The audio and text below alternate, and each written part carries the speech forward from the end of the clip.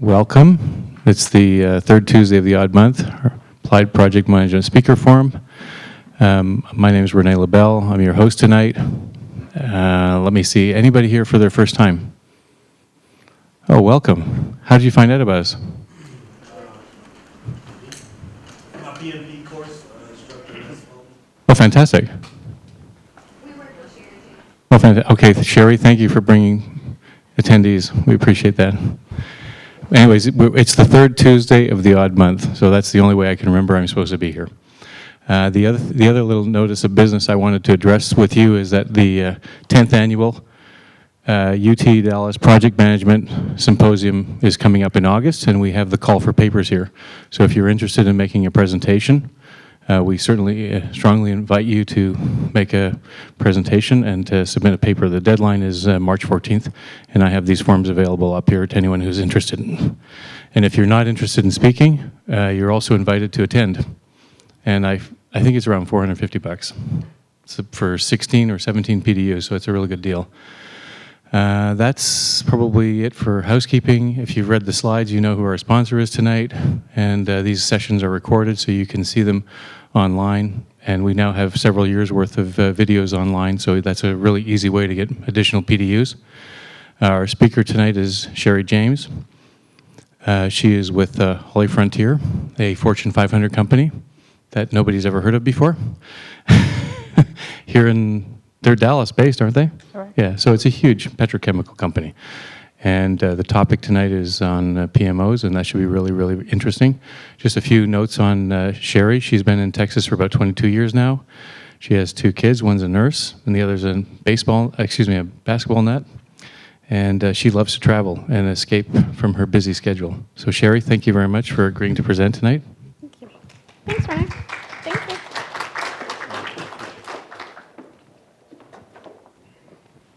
All right, thank you for coming. So for the gentleman in the very, very back, can you hear me back there? How are you? Good, welcome. Well, first I want to thank you guys for coming today. This is a very important topic to me. How many people are familiar with the term, and Toby, you don't get to answer. How many people are familiar with the term servant leadership, by show of hands? Oh, wow, almost everybody. So it means I get to do whatever I want to do and I don't have to tell my team anything, right? Is that it? No? Oh, well then I can't. I don't think I can present because obviously that's what I thought it was. Well, I'm standing up a PMO at HollyFrontier, thank you, which happens to be a Fortune 500 company. We do amazing things. We make a lot of money. We have a very small amount of structure.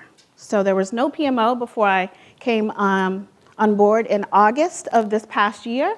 I had the wonderful opportunity of being a consultant at this company to manage multiple projects with no PMO, with no project management, methodology, experience, background, but with some pretty large projects with some pretty high expectations. So those went over fairly well, but there was a need for some structure. They needed to have a program management office that was led by the organization and not by the vendor companies that we dealt with. So I had the opportunity, and after maybe 12 months of courting, one of my coworkers, Edwin, is here. Was it how many months did you guys court? We honeymooned for about 9 months. 9 months it took HollyFrontier to convince me to come on and build their IT PMO. So one of the reasons that I was challenged with building the PMO here was that I have a tenet of servant leadership that I believe is a part of who I am. No matter what it is that I do, where I go, I believe that my job is to make others better at what they're doing. So we'll talk a little bit about how we're doing that via the PMO, taking a corporate strategy, of which obviously HollyFrontier has a pretty specific goal in making sure that we are taking care of our customers, making sure that our teams are safe, that we're operating refineries in a safe manner. Obviously, we want a PMO to help do that with structure, but I also want to do it in a way that people feel that they are being served by a PMO and that not that we're a bureaucratic group just telling people what to do and when to do it. All right, so let's move on. So let me tell you a little bit about me in the past. I have managed projects for AT&T and 7-Eleven and Department of Defense. I've done a little bit of every kind of project, I've always tried to be a servant. My job is to say, how can I help you? I understand you have this great initiative that you want to do. What do I do to make it better? What obstacles are in your way? Now, that didn't always work. Some people took advantage. Some people asked me every day to do my job and their job and the job of people who were not yet there. So the servant of 20 years ago, when I first started doing this, it got kind of old, right? I said, you know what, I don't really care what you want. I've got a charter and I've got an initiative and I'm going to make that work because that's what's going to work for me. So currently, I sit on the board for PMI Dallas in the role of Professional Development Vice President, and I want to make other project managers understand the tenet of servant leadership. Luckily for us, PMI has decided to integrate what's called the talent triangle. So for those of us who've been project managers, how many people are already project managers? Almost everybody. Awesome. All right, so how many people are familiar with the talent triangle? Oh, all right. So I'm going to pick on people because I like to do this, and Renee is going to hate me for this. All right, so, no, you're not? Okay. Can you tell me what the talent triangle, what are the three aspects of the talent triangle? Me. Yes. Scope and time and budget. Okay. Anybody want to help her out? Any other suggestions? Leadership, technical, business strategy. Business strategy, leadership, and technology. So this is kind of, though it's a triangle, it's a more well-rounded approach to managing projects. Lucky for me, one of the sides of that triangle was leadership. It was something that I was pretty kind of adamant about. But I've heard things like, why are you trying to lead people? You're a project manager. Why do you care about the things that your team is concerned about? You just need to manage your tasks, right? So now there's an expectation from PMI that I will be a leader of people, and guess who executes my projects? People, right?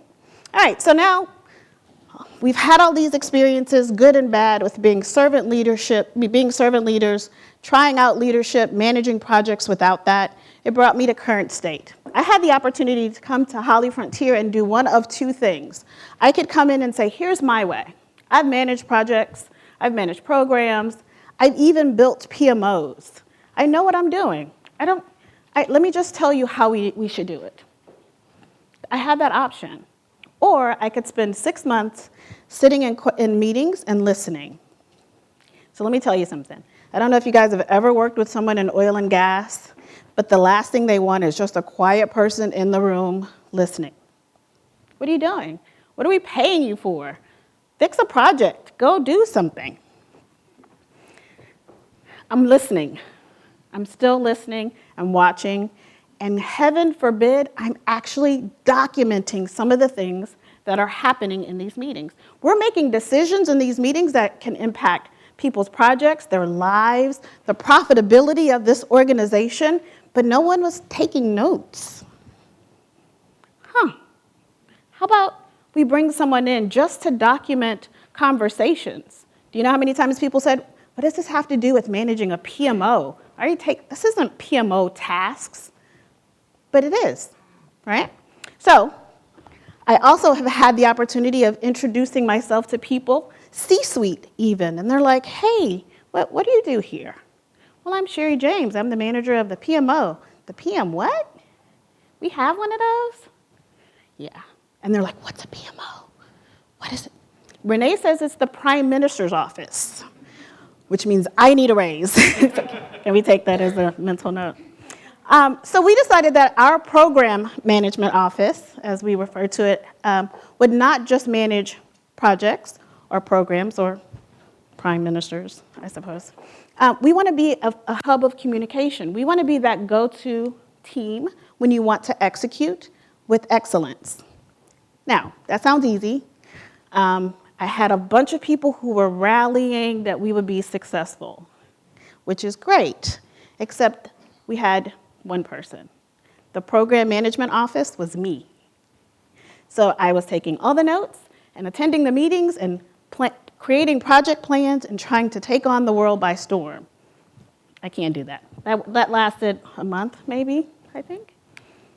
I decided to bring on a team that could help the managers who are already managing refineries, they're already managing their IT departments, procurement departments. Let me just help you. If you could have anything you want, if you had the opportunity to have a magic fairy wand person in procurement, what would you like? I would love to be able to have documentation about how many vendors we deal with. That'd be awesome. That'd be helpful for me. Was that a PMO related task? Not really. It would be eventually. But for right now, it was just being a servant. I know you need some help. I see you in meetings making decisions by yourself. I also had the opportunity of meeting someone in human resources who said, wait a minute, this whole leadership thing, that's us. That's my job. You're stepping on some toes. Wait, hold on. You guys are managing projects. Projects don't mean people. We're people. So we had the opportunity to partner with human resources to show them how project management execution via the PMO can actually take their corporate strategy, which is where we all get our bonuses and payroll and, perks from working there. How about if we could take the corporate strategy and actually execute against that strategy utilizing a PMO? We've got some great ideas. Leadership says, hey, these are all the things we want us to do as a company. How are we going to get there? Who's going to execute? Who's going to do the work? We've got a PMO that can help funnel and get that work done. So, in all transparency, I have been there since August. It's not yet been a year. We are not fully functioning as of yet. We're still building. But it's a great time to show where a servant leader can be successful even if it doesn't look that way. So we'll talk about some examples of that. And at some point, we'll talk about what my future servant state will be when I grow up and have this enterprise-level program management office that I've built from the ground up. All right, so here's some facts about HollyFrontier. So to Renee's point, you probably haven't heard of HollyFrontier before now. We're a small little company of 2,800 people that at any point we could have about 2,000 contingent labor resources based on turnarounds. Right now, I'm supporting our IT department, which is just about 80 people. We're split up into refinery applications, which we're a refinery company, so refinery applications team is a little important to us, kind of. Business applications, which is mostly our SAP department, and then infrastructure, which exists to support the entire organization. So a lot of people say, well, you're just here to stand up an IT PMO, why IT? Well, what organization can be successful without a fully functioning IT department? I'm sure there is one, but I can't think of one. All right, so we're in the mid-continent. I'm not quite well-versed on how to explain our locale. Edwin, you're gonna help me with this? From Texas to Kansas and go west, everything except for California and Oregon. I'll get that. They all say it so quickly. I'm still working on it. Everyone's been there for a while. All right, so we're number 150 of the Fortune 150. That's kind of significant for us not to have a PMO. How do we get here? How do we move up? We're 18th in Texas and 7th in Dallas. It's pretty significant. It's a big, daunting task to build a PMO for 150 of the Fortune 500.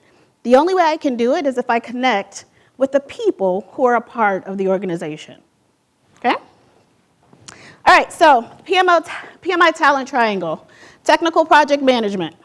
We all know how to do that. We're project managers, we're PM certified, we get it. We know the PMBOK front and back, all 600 and something pages of it. Got it. Leadership, what does that look like? What does leadership look like in a project management? So Renee, I'll pick on you because you're closest. What does leadership look like managing a project? And you happen to have a mic. It's perfect. I would hope that leadership means that good direction. Okay. All right. What about strategic and business management? What does that mean to me as an organization? Are you picking on me again? I am picking on you because you still have the mic. Okay, well, I would suggest picking the well, I always like to call it, get the lowest hanging fruit first. That's my strategy. Okay, got it. All right, so we need to have an alignment with the business. The only way to get respect from an organization is that you can speak intelligently to their strategy. I've worked at organizations as large as 5,000 people, and the end user, a training person, a person in a retail, they have no idea of the strategy of the organization. They just come to work every day. I have no idea where we want to be in 5 years or in 10 years or what we want to do different this year than what we've done in the years past. So being able to understand the strategy of the organization that you support is paramount from a project management perspective. Now, leadership is influence. We all know if we are project managers that we have influence over the people that we support. But there's a way to push people to do what you need them to do, and there's a way to lead them to getting there. Leadership helps them to realize their own successes as opposed to realizing your own. Now, servant leadership, I had the opportunity to meet James C. Hunter. He is the author of The Servant. If you guys have not read this book, I suggest you grab it on Amazon or Kindle. It's an amazing read, very easy read, but it talks about what a leader should be as a servant. Most organizations are top-down. The leadership determines the direction. What are we going to do? They pass that direction to middle management, or people who would then execute that. And at the bottom of that is your customers.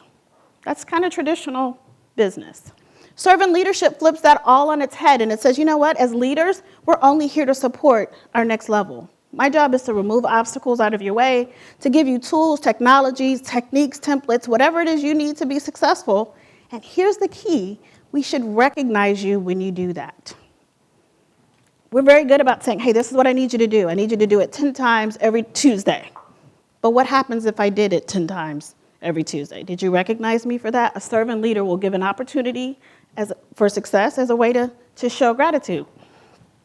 All right, so I've given credit to those people that I grabbed their stuff from. So I had the opportunity, excuse me, to create a logo for my PMO. I am not a creative person. This is not my skill set at all. So we had the opportunity to bring in a company to come up with a logo that spoke about who we were going to be as the PMO. The young lady, I forget her name, but she's like, well, what's your goal? What do you want to be? I said, I want to be people focused. I want us to be a project management, a program management office that's really kind of a people-focused organization. I want to put the people first. And that's it. I mean, there was no more thought around it necessarily. We'll talk a little bit about the logo. But I wanted to know what's in it for you. So the WIFM statement, anybody familiar with that? Just me? No? What's in it for me? Yeah. So having a conversation with the teams that I support to ask, what's in it for you? I know what you do. I understand your role. Why do you do it? What's in it for you? What kind of motivation do you get from that? Of course, the response, this is not a project management conversation. What does this have to do with building a PMO? If I understand a person's motivation, then the next question becomes relevant. Now, how do I help you get there? I understand what's in it for you. I understand what motivates you. How do I help you get there? There's a popular story, I'll say, about kind of washing of feet. It's difficult to talk to people who are in leadership to imagine themselves washing the feet of the people that they support. It's a humbling perspective. It's uncomfortable for some. But ultimately, the people that you serve will always want to make sure that you have what you need. So for me, standing up a program management office, if I'm giving people what they need, what are they giving me? They're giving me on-time delivery. That's a little important to me in my projects, maybe not yours. But they're giving me the quality that I asked for. They're exceeding that far and above what I could have ever asked for because I asked them what was important to them. So this is my favorite question. How will I know when you succeed? We talked a little bit about the inversion of the triangle and making sure that you're recognizing success. A lot of times we don't know that someone has succeeded. I don't know. I've got projects that are going on and someone's like, oh, we hit this milestone and it was very difficult. We did the same thing 3 years ago. We weren't successful. How will I know when you're successful? How do I know when to recognize you and to reward you? there are also times that people don't necessarily want to be rewarded, right? So I've got people on, especially in IT, coder, programmer, developer. Sherry, please don't call me out in the middle of that team meeting and tell me thank you. Don't throw confetti at me when I walk by. I don't want that. So that person, if I don't have success criteria defined, I don't know when they've succeeded because they're actually avoiding me, right? They're actually running from that recognition. That's not how they want to be rewarded. Say it and do it. I can stand up here all day and talk about how awesome it is to be a servant leader and how great it is to stand up a program management office, but I wouldn't have invited people that I worked with because they would kind of call me on it, right? They go, she don't really do that, right? And it's okay. I mean, that was a part of my growth. It's people saying, you know what, you didn't really look out for me the way you said you would, right? So being able to stay as a PMO leader, as a project leader, you know what? Susan, I'm going to have your back. You need me to do this, I'm going to do it. And then do it. It seems really simple, very small. But the fastest way to degrade trust in a PMO is to say you're going to deliver something and then don't, right? So reward and recognition is kind of a big deal for me because as a leader of people, I've got to know that they feel like it's worth it. Why would I go above and beyond? Why would I create more? Why would I do it faster? Why would I make sure that it's cheaper if you're not going to reward me? So you're just moving. I thought you had a question. No fidgeting. All right. Okay, so I'd like to ask you guys, what's a way that you guys get rewarded on the projects that you work on? Does anybody get rewarded on the projects? Okay, you do. That's a better question. All right, so anyone else get rewarded for working on a project or being successful? If no one gets rewarded, that's scary, okay? Okay. Huh? You get more projects. Wow, that's rewarding too. You love that, huh? Yeah. All right, what else? More projects, what? Yes, ma'am. Okay. Gift cards are great. Okay, more projects, gift cards. What do you get? I get a thank you. You get a thank you. That's my favorite. How much does that cost? It's Free. Free. Huh. So you mean if I do something like that you appreciate, you could just tell me thank you? And I could be good with just a thank you? Sometimes. I like it. Thank yous are free, and guess what? They're instantaneous. Like, you don't have to wait to get the appropriation form filled out, to get the gift card that you got to send to someone that you've got to get approved by the second level of leadership. A thank you is right then. Hey, you know what? I appreciate that. I'm on my way to another meeting, but I appreciate it. Now, what I do want to talk about, and I'm so glad you brought up the more projects, sometimes positive work brings a negative reaction, right? If I finish my project on time, you're going to give me a new project. I don't want that. I'll just let this one drag on forever and ever. It happens all the time. So what do we do to make sure that we can spend time, you know, for example, if I have a team that finishes a project early, nobody really knows. It's kind of a secret that we finished early. We're going to spend that time closing out the project correctly.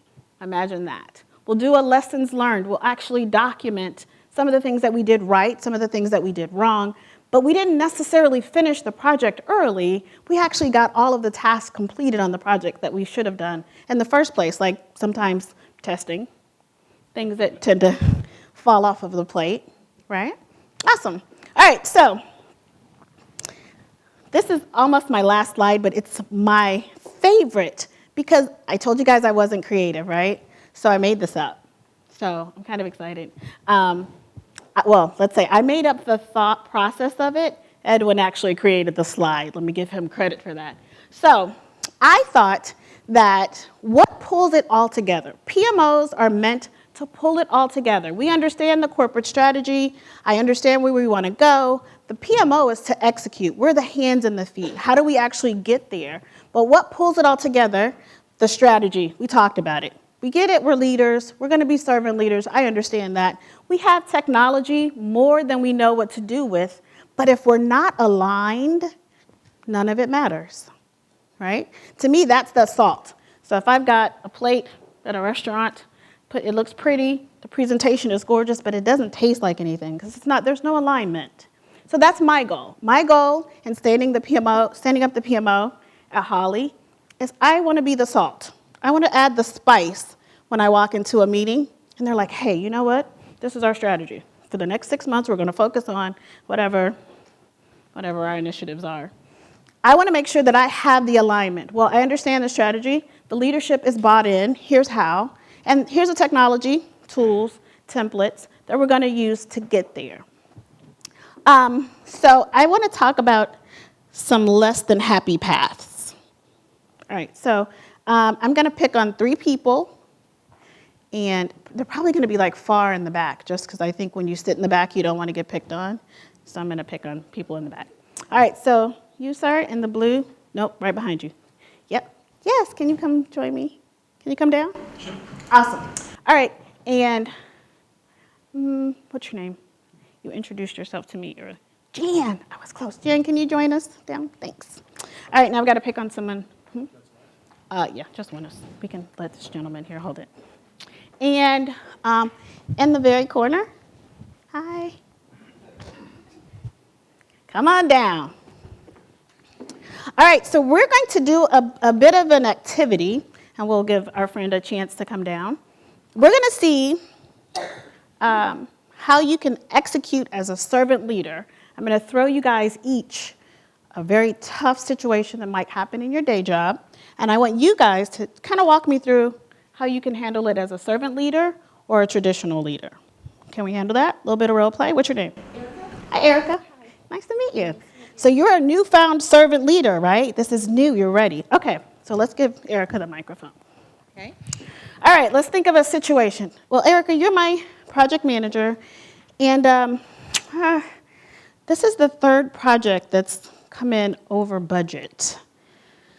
So what are you going to do? How are you going to help me feel more positive about the projects that you're coming in over budget? How do you make me feel better about that? Okay, I would have to, hello. I would have to say it would take an analysis of the project to really look at where the expenditures were spent and also to look at how the budget was created. How did we get our input to develop the budget? Was that accurate? And where did the money go? So if we can account for those things, then the analysis should come out correctly as far as what happened. Okay. Well, how do you ask those questions as a servant leader? Well, there will be different departments. Mm-hmm. You have the finance department. Normally there's a governance for getting together the budget or the expenditures for a project or program management roadmap, if you will. Okay. And a lot of times it's a top-down approach. Mm-hmm. These people execute budgets without knowing exactly what the true cost is going to be. Mm-hmm. So you want to let them know that it's really no one person's fault. However, it's just the execution and the assumptions that were made that may not have been accurate. Awesome. All right, let's give Erica a round of applause. Good job. Thank you. All right, and now what's your name? Conrado? Conrado? All right, so let me think of a situation. What's a good, who had a issue happen at work recently that we want to get worked out here? Nobody has issues at work, just me? Okay. Okay, yes, sir. Lack of documentation. Okay, so as a servant leader, now I'm on your team, all right? So I support you, you're my project manager. And I'm not really giving you the documentation that you need to be successful on this project. So as a servant leader, how do you give me that feedback to make me successful? Well, it's we are in the middle of the project and we are starting, and I have people already assigned to work, but they don't really know what they need to do, so they are asking me, where are we starting?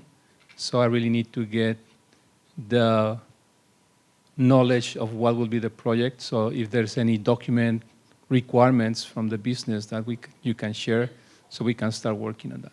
Okay.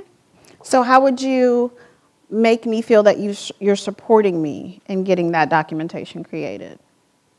How I am supporting you, Yeah. that you will get me.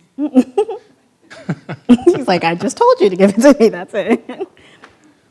Well, it's like if we are on the same page and we know that this project is important for the organization and we are a part of a team, one of the needs that I have in order for you to also to be successful is to get that documentation on time. Got it. All right. Okay, thank you. I appreciate it. Let's give you your answer. Thanks. All right. All right, Jan. So we're going to have the same scenario. So I'm on the team. I'm still not providing the documentation. You still don't have it. I've already been spoken to, but I'm just still not creating the documentation. So how do you use servant leadership tenets to get, for me, what the previous project manager could not? Actually, I'm doing this right now with one of mine. And so I said, let me help you. How can I help you document what you need? Let's have a conversation 1 hour every day, and I'll document what you're working on each day, and you won't have to document it or put it in we use something called Rike, but it's a project management tool, and I'll do that for you. But I just need to have a conversation with you. Can you agree to meet with me 1 hour a day every day? Awesome. Good job. Oh, great. Thank you. Thank you, guys. Thank you so much for volunteering. Thank you. Thank you. Here you go. All right. So what was the difference? What's the difference? You know, I know I'm supposed to do the documentation, right? I'm the BA. Of course I'm supposed to document. What's the difference in the approach? So understanding that I can support you, we've got to be careful, though, because some people will take advantage, and they'll go, oh, you know what? I still didn't do the documentation. I guess you got to come do it. Sorry, happened again. 5th project in a row. Guess you'll have to come do my documentation. So there is a way to rein that back so that people aren't addicted to you serving them so much that they won't do their own job. But it's allowing them to have the tools that they need so that they can do what they need to do. All right. Last set of volunteers. So, Susan, I got to pick on you because I know you're always an awesome volunteer. And so, sir, can you help? Can you come down? Yes. Thank you. All right. You want to participate? No. He's like, Okay. All right. And so can I just get a volunteer from over? You volunteering? Awesome. All right. So this situation is going to be a little different. Since these are such positive and glowing people. Come back. Yeah, that was the criteria. Sorry. Well, so here's the situation. You guys are my project team. I'm the client. Okay? You guys have done an amazing job. Your project came in on time, on budget, and it was way above my expectations. So actually, can I get some of my money back now? I mean, is there a way I can get maybe no, I'm just kidding. All right, so here's my situation. I need you to tell me how you got your team to perform based on my strategy. Tell me how you did it based on my strategy, on time, on budget. Your strategy or mine? Mine. I'm the client, so, you know. Basically, I got people to see the vision that you had set for us. We got excited about it. We rallied around it. We built our plan based upon that to make sure that we met the goals, the mission, the goals, and the vision that you had set for us so that we achieved it, and with the enthusiasm and within the time and the budget that we did. Awesome. So there were some key words what's your name? Wayne. Hi, Wayne. So there were some key words that were used, right? Rallied around. I don't know, I mean, I've never worked with you, but most project meeting kickoffs aren't rallying around anything, right? We don't, that's not what we do. I'm a peppy guy. You're a peppy guy. That's awesome. They hate me in the mornings, though. I know, yeah, but that's really good. So that's awesome. So thank you, Wayne. All right, your turn. Oh man, I'm excited because you just look fired up. You're ready, right? Okay, all right. Same question? Well, a little different because you practiced that one. Same answer? No, not the same answer. All right, so tell me about your leadership style. It seems like the people on your team are pretty excited about working with you because you're delivering these awesome projects. Tell me, what are you doing to lead this team that's so different from the project manager I had before them? Well, I for one thing, I appeal to the values that define our group and our organization, and one of them is that customers come first. Okay. So that's one thing that I remind people and demonstrate. It's to motivate people that it's not just doing work, but it's actually adding value to a customer. Awesome. And then, by example, leading by example, when there are tricky situations, not just, leave people to kind of flounder around, but actually find ways to engage them as a team and have them solve the difficult problems and jump in and help them. Awesome. Good job. What's your name? John. John. So thank you, John. I appreciate it. All right, so from the audience, okay, we can give that to Susan. From the audience, John used some pretty cool words. Any words that jumped out at anybody? What'd you hear? I like that he said to remember that the customer comes first. He didn't say the customer's always right. He said the customer comes first, not that the customer's always right. That's very good. Wow, okay. All right. No, right? What else? Any other words jump out from what John said?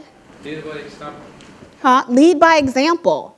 Now, what does that mean? Because that means something different to some people. What does lead by? Does that mean that I'm having a bad day? My whole team should have a bad day?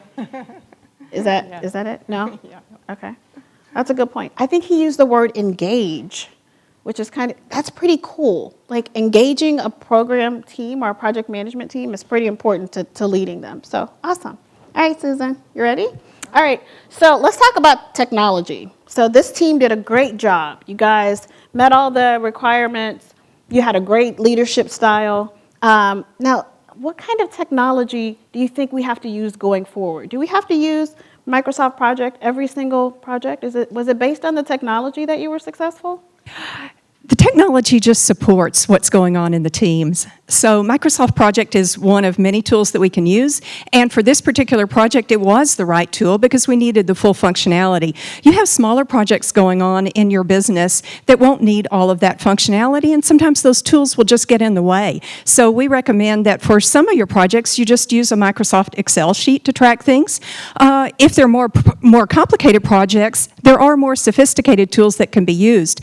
We also use some online project management tools that are actually available for free, that are very easy to download and use and hit reminders to people of their tasks. So that's another way that we bring in different kinds of technology, but it all depends on what the project is. First, we have to understand what we're trying to accomplish and within what time frame.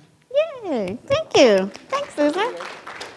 All right, so that was great, by the way. Like, that was amazing. So if we could put all three of these people together into one, right, and get the person who really gets the strategy and leadership and technology and can effectively communicate that, what organization do you think would not be willing to do that, right? But maybe you guys are perfect and you have this well-rounded triangle, which doesn't make sense, really. But, and you're good at all three of those. I think we all struggle, right? So for me, it's hard for me to have that wonderful spiel that Susan just said about the technology. Because I'm like, hey, are the people working? Are things getting done?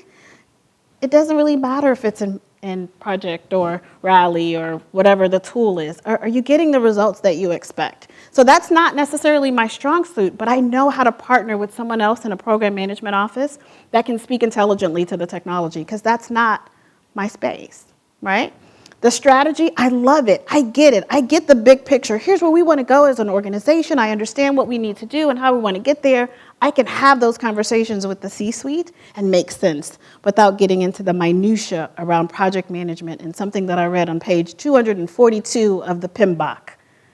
My C-suite doesn't really care about that, right? So I think that's my strong suit. Leadership, I'm still working on it. I'm still growing, right? I don't think I'll ever be that perfect servant leader, but I'm getting better at it. Hopefully I can get feedback from my team, from the people that I support in the organization that I work for, to make me a better leader. But the key is the alignment. I've got to have the conversation with the people that I support, the people that work for me, the people that I work with, my partners, to say, are we even on the same page? Do we have the same expectations of what you will expect from a program management office? A lot of times that's not the case. The program management office is expected to just do. Don't ask questions about a strategy. Don't worry about our leadership culture. Just do it, right? So hopefully this presentation has given you a very small perspective of how we're doing it at HollyFrontier. So now we're going to open up for some questions. Be nice. All right, you got questions? Oh, Susan. Here, Susan. Yeah. What about tools and templates? Is your project management office responsible for maintaining the corporate templates for things like your project charter, project schedules, and things like that? That's a great question. So for those, if you couldn't hear her, the question was, are we responsible for creating the tools and templates? Yes and no. So yes in that, a lot of the people that we support don't even know that they need tools or templates. So we've created them. We do have tools and templates from things like project charters to communication plan, status note, status reporting sheets, you name it, we have it, but we don't push it, right? So we're at the infancy. We're not trying to step on toes or push our way through the door. So if someone comes to us and says, Sherry, hey, I'm having a very important meeting, do you have a way that I can capture the action items or the notes? We have it. But we're not mandating that people utilize the tools and templates. They find that they're functional and they like them. They give us feedback on how to change them, and then we roll them out as needed. So we do have them. We're just not force-feeding them at this point. It was a great question. All right, any other questions? Yes, ma'am. Oh, man, we're going to put Renee to work today. Eric, I'll bring the mic over to you. No, it's for the benefit of the video recording. Okay, I just wanted to add to that, the tools and templates that we use within our organization have been very important because it standardizes the message that we're sending out throughout the enterprise. So people are used to seeing the information a certain way so they can absorb it, give feedback, and answer questions in a certain way to where everyone's on the same page. So we, depends on our audience, we give out different types of statuses. So for the C-suite, we give out dashboards. And for just a general project team, the stakeholders, we give out project status reports on a weekly basis. This gives us a working trail that's visible. So we can actually see how we're making progress, where there are problems, so everyone can give really good lessons learned at the end of the project so we can improve from there. That's awesome. That's good. Yeah, so from tools and templates, just making sure that people understand there's a consistency in message, right? If I've got a status report that looks different than Taylor's status report, which is the right one? Which one is capturing the right information? So that was very good. That was awesome. Any other questions? There you go, Jen. So I'd actually like to ask your team that you brought with you. Uh-oh. Sorry. They have to leave right now. I'm Look sure at that. they It's do. just, no, I'm just kidding. No, you do a great job of telling us what to do. What do you do to disseminate that within your organization? That's an Edwin. So I want to share his peers. May I give you the mic? Thank you. This is, we call this crosstalk. Awesome. So another one of us walked in, by the way, Wally over to the left, who said, let him catch up. But I'm one of Sherry's peers. So big proponent of pushing to get someone or a team, excuse me, set aside to do project management. Originally, and it's great that Wally walked in because Wally developed a lot of the early on tools that we used. Our challenge as an organization was the other time that we're doing all this other stuff, we really didn't have a great amount of time to focus on project management and still manage or direct teams. So what Sherry came in and did was to create kind of those standalone bodies that really become force multipliers. So that message in what we did as an organization, our boss, the VP of IT, he made it his goal. One of his goals, along with Sherry, is to say, hey, we're going to develop the IT project management team in hopes of turning it into the enterprise program management office. So as his goal, that goal was pushed down to us, and then it's pushed down to the guys who or folks who report directly to us and report directly to them. So it's an overall goal across the organization. And I think on my goals, it actually says you will engage PMO for 100% of your projects. So it's measurable. It's definitely attainable, but it's something we can speak to once it becomes time for the annual performance rating. And then the great part is once it becomes time for bonus. So this should be an easy one to implement. But I don't have to give it, luckily, yeah. Now, Edwin actually is our director for infrastructure. So we talked about those 3 groups and how infrastructure kind of touches everything inside of the organization. So it is very imperative that the support doesn't come just from above, which it does in this case, which is amazing, but it also comes from my peers. It also comes from the people who have worked on projects who actually want structure. Honestly, it's kind of a running joke when I come to work every day. Like, I think that I'm being like punked. You know that TV show when there's just like, oh, this is all really a joke, because things are, I mean, everybody supports the PMO. And it's hard to hear it from one person, but people really are like, please give us some structure. Please let us know when our projects are done, even if they didn't finish well. Just let me know that I'm done. They're looking for an advocate. So it's actually awesome to have a team that's ready for us to come in and impart change. The challenge, though, is that we have a very small team. So it's myself and 3 other people in the office that are actually PMO employees, and everybody wants help, right? So that's the challenge. Everybody wants help right now on projects that were due 2 years ago. So yeah, yes, sir. This is your workout, Renee. You're good for the day. Uh-oh. My question is pretty much, I see it from the technology side, but once you guys get some success criteria, how do you transition that over to the business side? What do you mean? The technology part? No, the PMO. Oh, How do you okay. transition that over to the business side? That's a great question. So as Edwin mentioned, our goal is to grow the IT PMO first. We have to kind of get our ducks in a row as an IT organization first. But what I'm doing is trying to build relationships with the business right now. So we are managing projects with procurement, for example. It's not an IT project. It's another part of the organization, a pretty significant part of the organization that we try to use our tools and templates to make them successful in their projects so that they want more, so that they're coming back going, hey, this PMO thing seems to work out. We actually got what we needed from the IT organization. We got it on time. We got what we needed. The same thing with human resources. We're partnering with the other parts of the enterprise so that they can see the value in the PMO and that we don't have to go shouting from the rooftops what we're doing. The members of the business are actually doing it for us. Any other questions?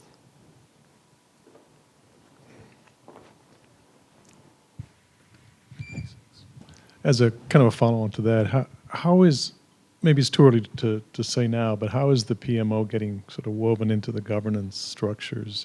Initially IT, but then enterprise-wide, because that's really when it starts to be more visible and have visibility into that strategy and what's in the future. That's a great question. So luckily for us, we are still, I guess, recently dealing with kind of some M&A, some acquisition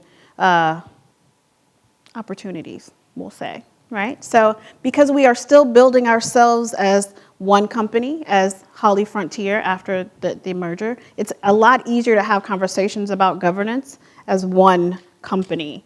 Holly had their way of doing projects or managing business or having strategy conversations, so did Frontier. So now that they've come together, it's kind of already happening, right? We've got to have one strategy. How do we make sure that we have a governance in place?